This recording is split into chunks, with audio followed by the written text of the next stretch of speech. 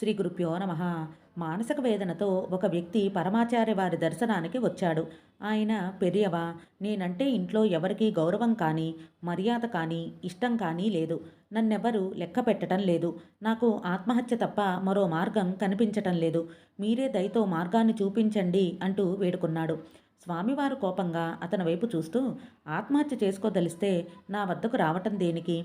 దానికి నా అనుమతి కానీ, ఆశీస్సులు కానీ అవసరం లేదే.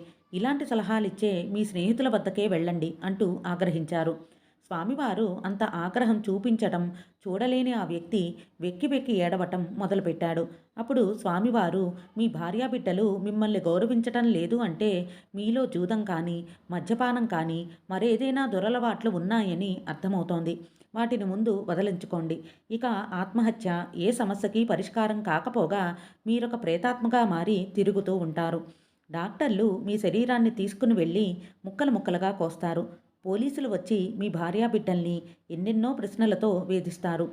మీ ఇంటికి మీ బంధువులు ఎవరూ రారు. ఇన్ని కష్టాలను తెచ్చే ఆత్మహత్య కన్నా మిమ్మల్ని మీరు సరిచేసుకోవటానికి ప్రయత్నించండి. మంచి రోజులు రాకపోవు. కష్టాలు ఎప్పుడూ ఉండవు కదా. ఇప్పుడు గౌరవించని మీ కుటుంబ సభ్యులే మీలో వచ్చిన మార్పును చూసి ఎంతో గౌరవంగా చూస్తారు. ఆలోచించండి అంటూ చెప్పారు. స్వామివారి ఈ జ్ఞానబోధతో ఆ వ్యక్తి మనసు కుదుటపడింది. స్వామి, నాకు బుద్ధి వచ్చింది. నేను నా అలవాట్లను మార్చుకుంటాను అన్నాడు.